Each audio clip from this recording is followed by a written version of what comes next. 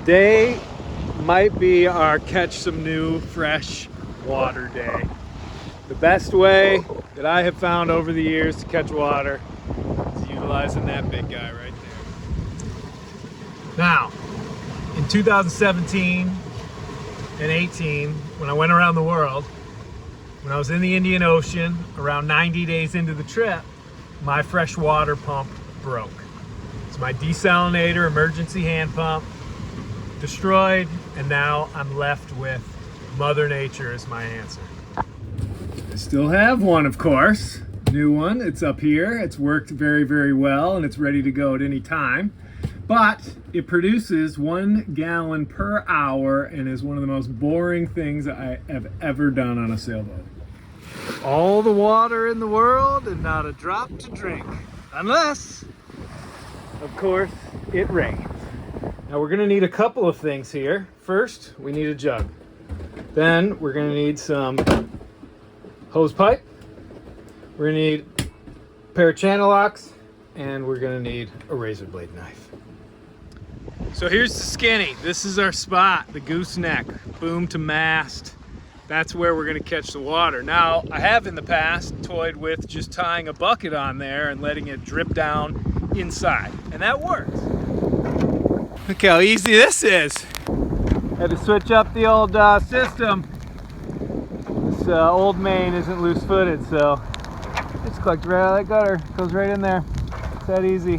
It's inefficient, it's slow, and it sloshes all over the place, but it does work. But we want to utilize as much of this as we possibly can. In order to really be effective in collecting rainwater, though, we need to catch it in the sail and have it directed in one way.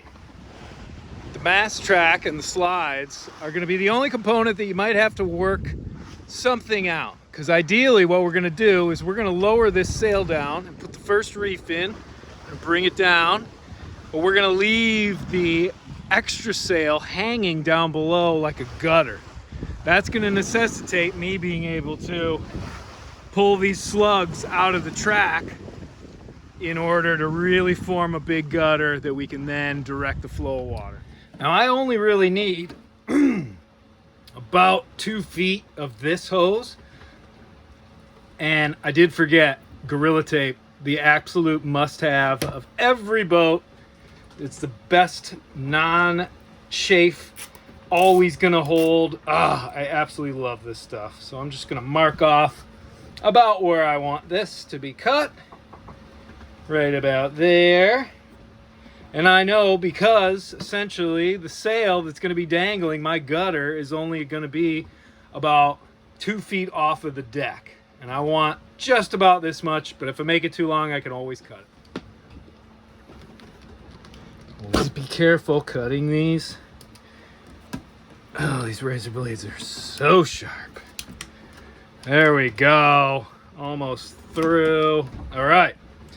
So now we've got our hose. Now it's on to the funnel. This is just your standard gallon jug. I'm going to cut it off, leaving some extra up top. Again, being very careful. We are on a rocking boat. I like to leave a little extra in case after years of use this becomes tattered and torn. Cast aside that. And if you got any inkling of Sherlock Holmes syndrome, yes, we are making a funnel. What I like to do is just take the very top, and I am going to wrap a whole bunch of this lovely Gorilla Tape up top so that it can no longer push through the little hose pipe. You might say, oh, it's sacrilegious, I can't believe you're doing that. I always end up with multiple sizes of tape on there. Push it through. All right, can't get through, that's what we want. It's not going to have to be watertight in any way, shape, or form. We're going to then tape up the outside, and it's going to be... Ta-da! We have our funnel. We've got our channel locks, or vice grips, sorry. And all we need now is a jug to be able to put the water in. 5 gallons right there. We are good to go. Woo! It is slow going out here. With some big cloud action. Nothing's moving too fast. I'm hoping that this one up here is going to give us a little bit of wind, but Eleuthera is only about 65 miles away. We're gonna get close to that one, jibe, and then head a bit to the northwest. But we're in the final few days of this voyage. Looking at about 16, 17 days out at sea. It's been a lot of fun. And yeah, hoping to get a little rain. This would be nice. Could use a natural shower. All right, finally got our rain.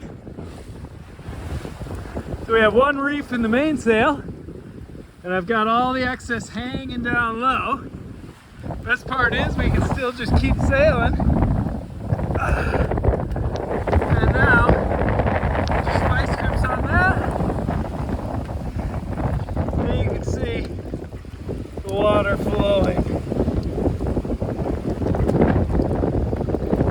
It's really not raining all that hard, but there it is.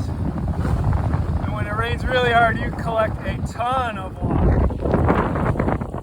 And yeah, you can see I would normally tie this up, and then the water just comes right down that into the funnel and right into the bucket. Alright, my phone's getting soaked. And actually, there have been times where I actually have slept and woken up with like 4 or 5 gallons almost, just sitting up there waiting for me. So sometimes miracles happen out on the ocean. It's gonna be nice to be able to make some coffee out of that fresh water. After 16 days or 2 weeks, mine's getting a little sour. All right, so quick review. We got one reef in the main. We formed our gutter. Water's hitting the sail. It's going into the gutter, going into our funnel, which is just some vice grips, pinching on there. And then that's going straight into our 5-gallon bucket, which normally would be tied and secured there. As soon as that fills up, I'm bringing it right back here and I'm gonna drink it. So this is the system that I used for collecting water. Essentially, when my water pump broke in the Indian Ocean for the remaining 180 days or so, I was able to collect water and sustain myself, sometimes catching up to 45 gallons at one shot. So when it really dumps, you can get a whole lot. Thanks for watching. Hopefully that was helpful, and yeah, till next time. Woo-wee! That rain finally came. I've been waiting for weeks now. And I think it's almost over. It's starting to brighten up there. It's almost sunset.